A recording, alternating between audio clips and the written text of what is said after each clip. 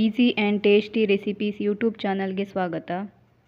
ಈಗ ನಾವು ಸಿಂಪಲ್ಲಾಗಿ ಮೊಟ್ಟೆ ಆಮ್ಲೆಟ್ಟನ್ನು ಹೇಗೆ ಮಾಡೋದು ಅಂತ ನೋಡೋಣ. ಬೇಗನೆ ಮಾಡ್ಕೊಳ್ಬಹುದು.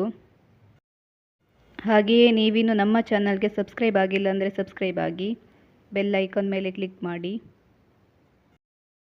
ಈಗ ಹೇಗೆ ಮಾಡೋದು ಅಂತ ನೋಡೋಣ. ಈಗ ಒಂದು ಬೌಲನ್ನು ತೆಗೆದುಕೊಂಡಿದ್ದೇನೆ. ಈಗ ಅದಕ್ಕೆ ಸಣ್ಣದಾಗಿ ಹೆಚ್ಚಿಟ್ಟುಕೊಂಡ ಈರುಳ್ಳಿ ಒಂದು, ಸಣ್ಣದಾಗಿ ಹೆಚ್ಚಿದ ಟೊಮೆಟೊ ಒಂದು, ಸಣ್ಣ ಟೊಮೆಟೊ ಸಾಕು. ಸಣ್ಣದಾಗಿ ಹೆಚ್ಚಿದ ಹಸಿಮೆಣಸು 5. ಹಸಿಮೆಣಸು ಜಾಸ್ತಿ ಹಾಕೋದ್ರಿಂದ ಟೇಸ್ಟ್ ಚೆನ್ನಾಗಿರುತ್ತೆ. ಸಣ್ಣದಾಗಿ ಹೆಚ್ಚಿದ ಶುಂಠಿ ಅರ್ಧ ಇಂಚು. ಸ್ವಲ್ಪ ಕೊತ್ತಂಬರಿ ಸೊಪ್ಪು ಇದ್ದರೆ ಹಾಕ್ಕೊಳ್ಳಿ, ಇಲ್ಲಾಂದರೆ ಬೇಡ. ಖಾರದ ಪುಡಿ ಅರ್ಧ table spoon. Garam masala 1/4 table spoon. ಕಾಳು ಮೆಣಸಿನ ಪುಡಿ ಅರ್ಧ ಟೇಬಲ್ ಸ್ಪೂನ್. ಸ್ವಲ್ಪ ಅರಶಿನ ಪುಡಿ, ರುಚಿಗೆ ತಕ್ಕಷ್ಟು ಉಪ್ಪು.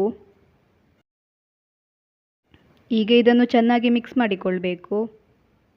ಮೊಟ್ಟೆ ಒಡೆದು ಹಾಕ್ಕೊಳ್ಳೋಕ್ಕಿಂತ ಮುಂಚೆನೇ ಈ ಥರ ಮಿಕ್ಸ್ ಮಾಡಿಕೊಳ್ಬೇಕು, ಆವಾಗ ಚೆನ್ನಾಗಿ ಮಿಕ್ಸ್ ಆಗ್ತದೆ ಪೌಡರ್ಸ್ ಎಲ್ಲ.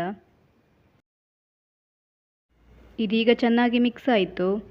ಈಗ ಒಂದೊಂದೇ ಮೊಟ್ಟೆಯನ್ನು ಒಡೆದು ಹಾಕಿಕೊಳ್ತೇನೆ. ನಾನು ಇಲ್ಲಿ 3 ಮೊಟ್ಟೆಯನ್ನು ತೆಗೆದುಕೊಂಡಿದ್ದೇನೆ. ಮೊಟ್ಟೆಯನ್ನು ಈ ಥರ ಒಂದು ಕಪ್ಗೆ ಹಾಕ್ಕೊಳ್ಳಿ, ಇಲ್ಲಾಂದರೆ ಹಾಳಾಗಿರೋ ಚಾನ್ಸ್ ಕೂಡ ಇರುತ್ತೆ.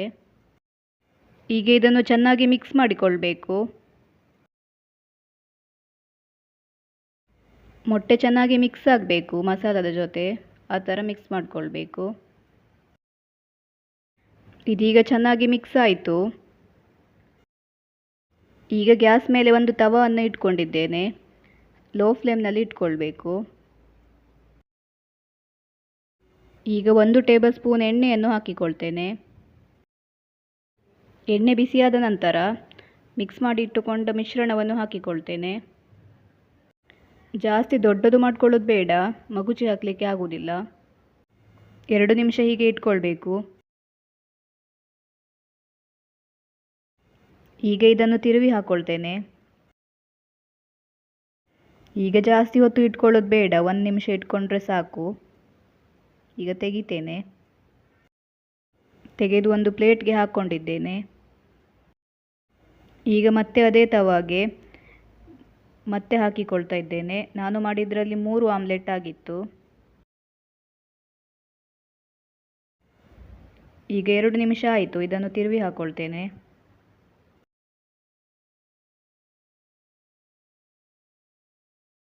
ಈಗ ತಿರುವಿ ಹಾಕಿ 1 ನಿಮಿಷ ಆಯಿತು. ಈಗ ಇದನ್ನು ತೆಗಿತೇನೆ.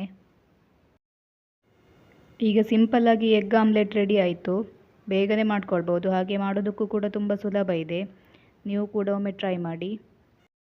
ನಿಮಗೂ ಈ ರೆಸಿಪಿ ಇಷ್ಟ ಆದಲ್ಲಿ ಲೈಕ್ ಮಾಡಿ, ಶೇರ್ ಮಾಡಿ, ತಪ್ಪದೇ ಸಬ್ಸ್ಕ್ರೈಬ್ ಮಾಡಿ. Thank you for watching.